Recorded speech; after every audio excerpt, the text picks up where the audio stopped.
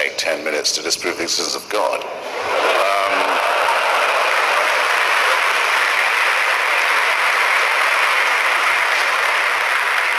The atheist proposition is the following. Most of the time, it may not be said that there is no God.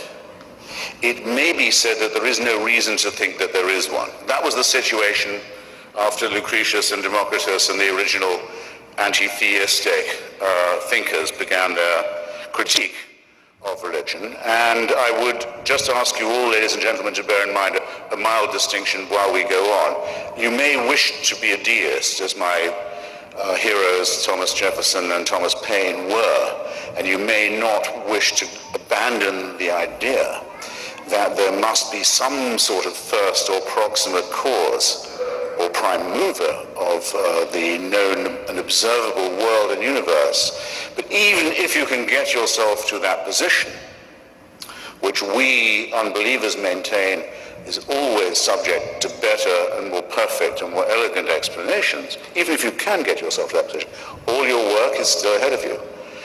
To go from being a deist to a theist, in other words, from someone who says, God cares about you, knows who you are, minds what you do, answers your prayers, cares which bits of your penis or clitoris you saw away or have sawn away for you, minds who you go to bed with and in what way, minds what holy days you observe, minds what you eat, minds what positions you use for pleasure. All your work is still ahead of you, and lots of luck. Because there's nobody, even Aquinas had to give it up. There's no one who can move from the first position to the second. So I could, and I'm actually strongly tempted to, I could leave it right there. But then it's not in my nature to let off a captive audience so easily. So I'll add a couple of things. The reasons why I am glad this is not true would, I suppose, be the gravamen of my case. Some people I know who are atheists will say they wish they could believe it. Some people I know who are former believers say they wish they could have their old faith back. They miss it. I don't understand this at all. I think it's an excellent thing that there's no reason to believe in the absurd propositions I just admittedly rather briefly rehearsed to you. The main reason for this, I think, is that it is a totalitarian belief.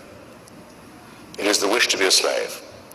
It is the desire that there be an unalterable, unchallengeable, tyrannical authority who can convict you of thought crime while you are asleep, who can subject you, who must indeed subject you, to a total surveillance around the clock, every waking and sleeping minute of your life, I say of your life, before you're born, and even worse, and where the real fun begins, after you're dead.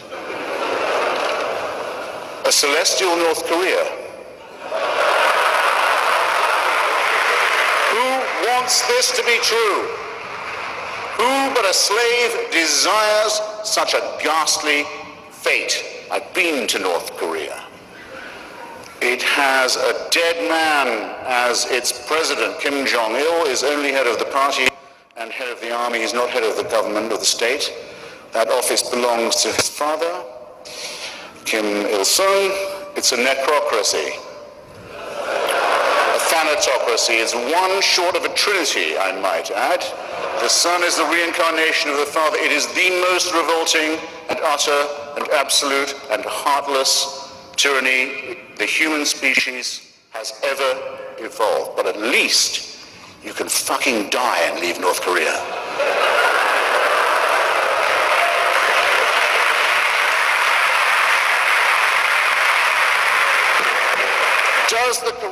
Does the Quran or the Bible offer you that liberty? No.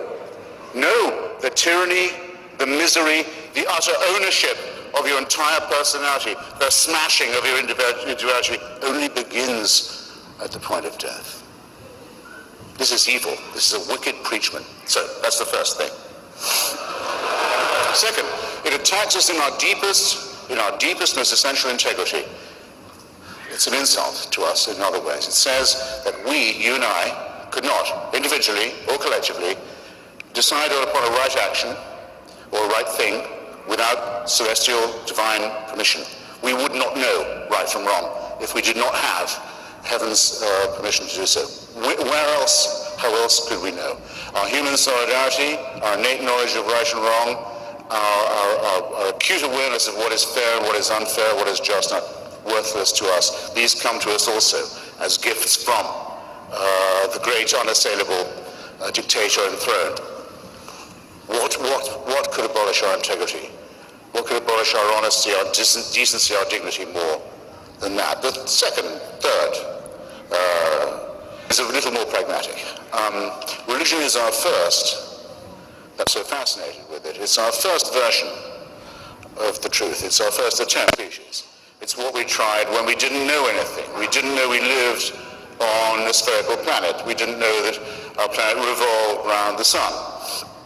We didn't know that there were microorganisms that explained disease. We thought diseases came from curses or witches or ill-wishing or devils or dust devils. We didn't know anything from the childish, terrified, ignorant origins of our animal primate species. We come to religion. It's also our first attempt at philosophy, our first attempt at morality, our first attempt at healthcare, actually, but because it was our first, it is our worst. Better explanations for all these dreads have cleared up all of these mysteries, yet we still dwell. And in some countries, in some societies, not just dwell, but live under a totalitarian regime that forbids us to think about the progress that has been made or denies us the knowledge that these advances have in fact occurred. So it has come where once it probably was an aid to our survival, a really great peril to our continued ability to live as a civilized species.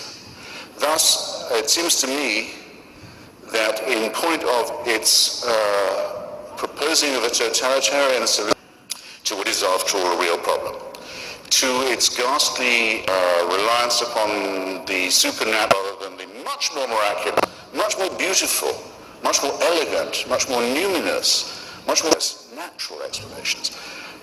Think how much lovelier Einstein and Darwin are. Think how much more elegant and persuasive they are than the idea of the burning bush, or the demand that without circumcision there can be no redemption. Just picture it, and then I'll give you one final experiment. This is what you have to believe now, if you're a monotheist. Because we now know things we didn't used to know. We know that the human species could be as much as 200,000 years ago. It becomes Cro-Magnons and the rival prima. Could be as little as 100. Richard Dawkins thinks 200,000. Francis Collins, who did the Human Genome Project, who's, by the way, C.S. Lewis kind of Christian, thinks 100,000. All right, here's what you have to believe. For 100,000 years, humans are born as a primate species. Expectation of life, 25 years for the first 200,000 years? First few tens of thousands of years. Infant mortality, rife. Microorganism disease, terrifying.